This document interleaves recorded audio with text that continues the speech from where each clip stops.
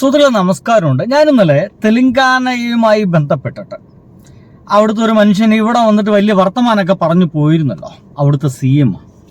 അപ്പോൾ ആ CMന്റെ വർത്തമാനവുമായി ബന്ധപ്പെട്ട് ഞാനൊരു വീഡിയോ ഇട്ടു. അപ്പോൾ അതിന്റെ താഴത്ത് വന്ന കമന്റുകളിൽ ഒന്നും ഇങ്ങനെയായിരുന്നു: എന്റെ പൊന്നു സുഹൃത്തെ, നിങ്ങളിങ്ങനെ തള്ളല്ലേ, അവിടെ 3000 രൂപയാണ് അവിടെ പെൻഷൻ. എവിടെ? തെലങ്കാനയിൽ. ഞാൻ നോക്കി, എന്റെ സുഹൃത്തുക്കളെ, 3000 രൂപയാണ് പെൻഷൻ. 3000 രൂപയാണ് തെലങ്കാനയിൽ പെൻഷൻ കൊടുക്കുന്നത്. എന്നെ സത്യം പറഞ്ഞാൽ അത് അത്ഭുതപ്പെടുത്തി.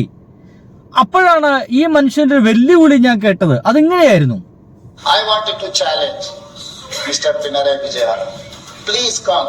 I will organize everything. I will organize a flight. I will organize a team to explain. I will come with you. കണ്ടില്ലേ? My manifesto committee chairman. Pinarayi Vijayan, നിങ്ങൾ എന്റെ നാട്ടിലേക്ക് വരൂ, ഞാൻ നിങ്ങൾക്ക് എല്ലാം ഓർഗനൈസ് ചെയ്തു വെക്കാം, ഒരു ഫ്ലാറ്റ് എടുത്തു വെക്കാം, ഒപ്പം സഞ്ചരിക്കാൻ പോലീസുകാരെയും മറ്റു എല്ലാ സുരക്ഷാ സംവിധാനങ്ങളും ഞാൻ നിങ്ങൾക്ക് ഒരുക്കി വെക്കാം, നിങ്ങൾ എന്റെ നാട്ടിൽ വരൂ, നിങ്ങൾ വികസനം കാണൂ എന്നാ പറഞ്ഞേ. അപ്പൊ ഞാന് ഈ കമന്റ് കൂടി കേട്ടപ്പോ ഞാൻ ആകെ ഇല്ലാണ്ടായി. നമ്മളിതൊന്നും അന്വേഷിക്കാതെയാണല്ലോ ചെയ്തത് എന്നൊരു തോന്നൽ എനിക്കുണ്ടായി. അപ്പോഴാണ് എൻ്റെ പൊന്നു കിടാങ്ങളെ നമ്മുടെ മുമ്പിലേക്ക് ഒരു വീഡിയോ എത്തുക. അത് എം സ്വരാജ് പിന്നെ കണക്ക് വെച്ചേ സംസാരിക്കാറുള്ളൂ. അദ്ദേഹം ആ കൃത്യമായിട്ട് കണക്കുകൾ പറയുന്നു, കേട്ടോ. 62 ലക്ഷം മനുഷ്യർക്ക് മാസം 2000 രൂപ പെൻഷൻ ഇന്ത്യയിൽ, കേരളത്തിൽ മാത്രം. ഇപ്പൊ ഇവര് വന്നാൽ കൊടുക്കുന്നല്ലേ പറയുന്നത്. തെലങ്കാനയിൽ വന്നല്ലോ, പെൻഷൻ പ്രഖ്യാപിച്ചു, കൊടുത്തു തുടങ്ങി. ഇപ്പൊ കിട്ടിയിട്ട് എത്ര നാളായി? തെലങ്കാനയിലെ കുടിശ്ശിക നിങ്ങൾ വായിച്ചില്ലേ വാർത്ത? 25 മാസമാണ് പെൻഷൻ കുടിശ്ശിക. കേരളത്തിൽ 18 മാസം ഉണ്ടായതുള്ളൂ ഉമ്മൻചാണ്ടി. ഇപ്പൊ 25 മാസമാണ്.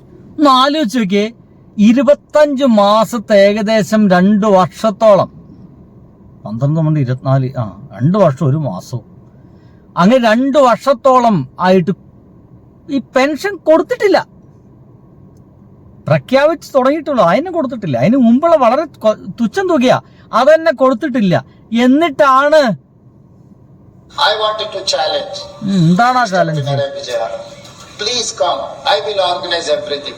തരത്തിൽ പോയി കളിക്കേണ്ട വേരേന്ദ്ര റെഡ്ഡിച്ചായ നമുക്ക് ഇദ്ദേഹത്തിന്റെ പ്രസംഗത്തിന് മുഴുവനായിട്ട് കേൾക്കാം. 62 ലക്ഷം തെലങ്കാനയിലെ കുടിശ്ശിക നിങ്ങൾ വായിച്ചില്ലേ വാർത്ത?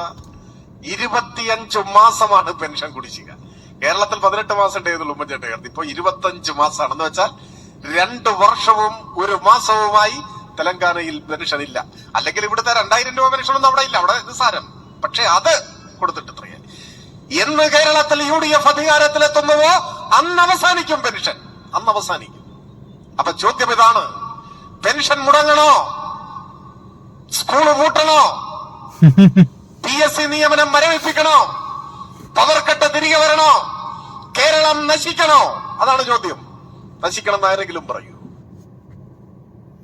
അങ്ങനെ നശിക്കണമെന്ന് ആഗ്രഹമുണ്ടെങ്കിൽ ആരനെ? UDF തെരഞ്ഞെടുക്കാന്ന്. ഓരോരോ സാധനങ്ങള്. ഇപ്പതാ ആ പാവം ഒരു ചോദ്യം കൂടി നിങ്ങൾക്കുണ്ട്. ലാസ്റ്റത്തെ ചോദ്യമാണ് ഇവരോട്.